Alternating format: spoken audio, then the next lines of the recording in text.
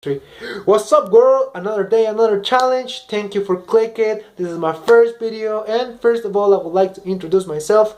My name is Esteban. I'm 20 years old, and I'm currently studying the late program at WAP, which is a program to become an English teacher. Okay? Well, today we're talking about communicative competence. We're talking about his evolution, his components, and what they are. But what they are to me, after what I read, after what I learned, I want to share with you guys. Well, this video has also another purpose, which is use the video as a learning tool. But why as a learning tool? Well, I'm not only sharing and learning with you guys. I'm also improving my skills of public speech, creativity, and also my critical thinking, because that's what teachers do. We read, we transmit. Well, now let's get down to business. First of all, I would like to say the term competence has been used in so many ways during history. Okay?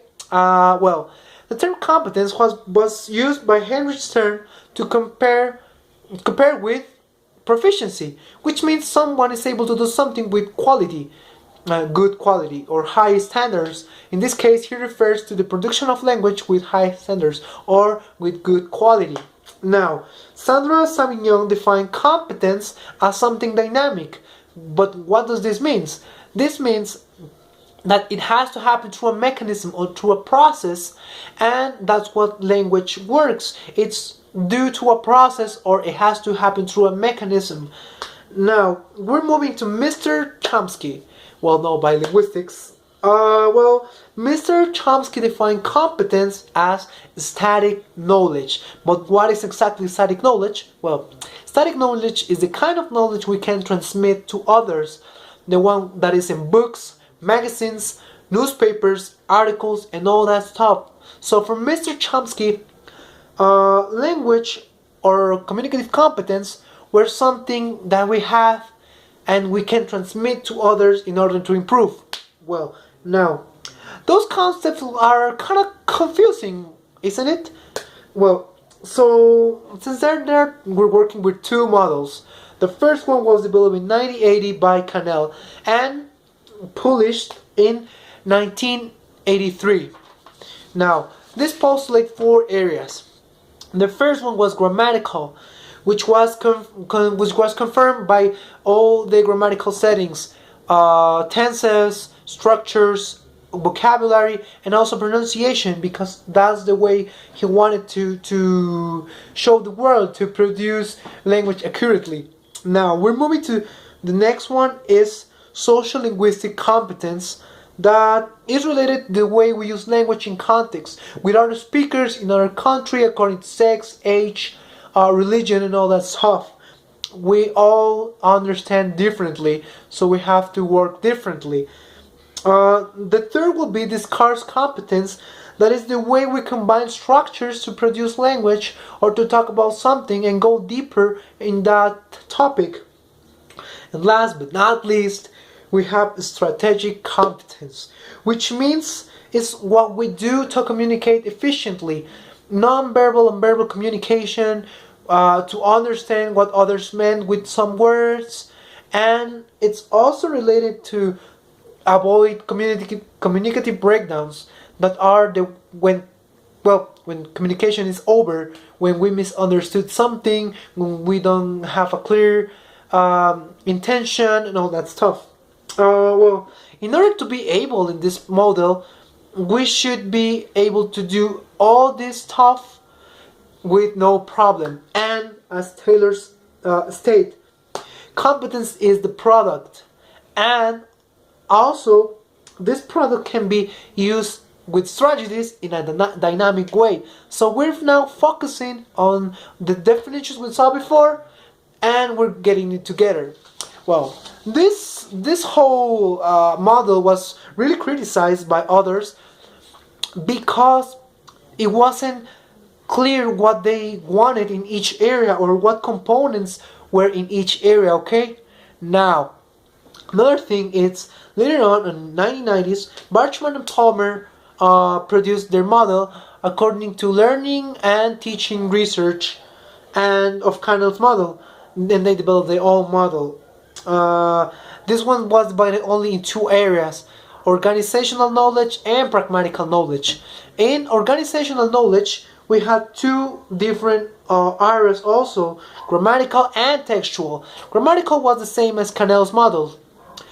It was focusing on vocabulary, pronunciation, tenses, structures, and all that stuff. While textual knowledge was the way we combine language, sorry, to produce more things with them. Now we're moving to the pragmatic thing. As we know, pragmatics refers to all the things that are in context in language.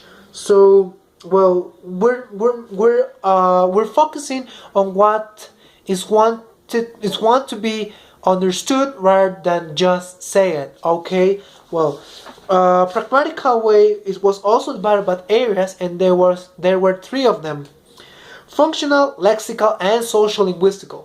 As we can know, functional refers to the words and figurative language. It means every single speaker has a different perception of words, different meaning also. Lexical refers to the intentions, the purpose, and the utterances that speakers want to communicate to others. And finally, we have social linguistic.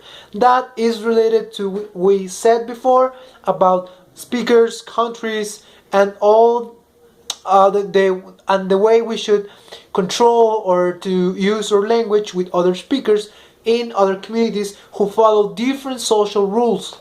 Now, as we can notice, there's a lot of features that those models are sharing, and that's because they are very strongly influenced by the other, by Cannell's one. Now we're moving to the Larsen, Friedman, and Durley model. This model is divided in 5 competences, which are discourse, linguistical, actional, sociocultural, and strategies. Well, the first one obviously is linguistics, that is related like grammatical settings, vocabulary, structures, and all that stuff. It's the same shared thing. It's the way we understand language as a whole thing, but not only as the language itself, but with something that has to deal with different characteristics. Later on, we have discourse competence. That is the way we select words, structures, sentences, utterances in order to communicate something. It could be written or spoken. Now we're talking about actional competences. This is the way the intentions we have to communicate, and also is matching speech acts with speech act sets. That means what we said with what we do, and in the same thing, in the same space. We have later on social cultural competence. We have been talking a lot about these ones related to speakers, the way we use language according to the situation, according to age, and all that stuff. But also the social cultural division is divided by 3 things: psycholinguistics, interactional, and communication continuity. The first one, psycholinguistics, it refers to how we solve problems, like not knowing a word. Then we have interactional, which means the way we relate with others, the way we interact with other speakers.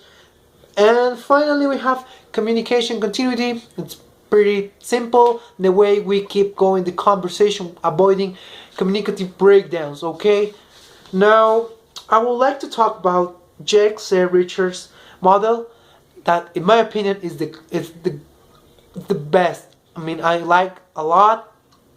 It's my favorite, and it proposed some things: capacity, fluency, accuracy, complexity, and apropriacy. Well, we're going to start with accuracy, but what does this mean? Accuracy means that we're able to produce language in the proper way, grammatically and phonetically. And well, now moving to fluency is the way we speak, how we manage our language resources to keep the communication going. Now, in my opinion, well, the last 2 should be used to evaluate. But now, well, sorry, accuracy. Accuracy is the way we speak correctly, or the way we are doing accurately. Okay. Now we're moving to the last 2 ones: complexity and apropriacy. Complexity should be used to evaluate learners because that's the way the language evolved, the way they know much more words, or the way they handle different structures and all that stuff. That's what I'm talking about. And appropriacy, it's related to socio-cultural things we saw before, that it's related to use what words use in which context, which situations, and all that stuff. Now, okay guys, to finish my video, I would like to say it was such a good experience, but also I want to define what are communicative competence. Communicative competence, it's things we can do, and that's it. Things we should be able to do in order to be successful learners, because that's the way it is. We need to fulfill those communicative competence in order to be successful successful speakers, successful learners, or whatever. But we need to fulfill those standards. As teacher, I will use the model proposed by Richards, because that's the way it is. Capacity, accuracy, complexity are things that students need to fulfill in order to pass to the next level. And well, that's my opinion. Also guys, I want to thank you for clicking again. This is my first video again, and well, my experience doing this video was great. At the beginning I thought I could never teach with communicative competence. I was kind of, not enough convinced, but now that I read a lot about this, that's the way I want to work, because it's really useful. Students have to fulfill those standards in order to be successful learners, and well, also this exercise as a learning tool was pretty useful. I can rewatch my video 1,000 times to reorganize my ideas, or to see if I lost something, I don't know.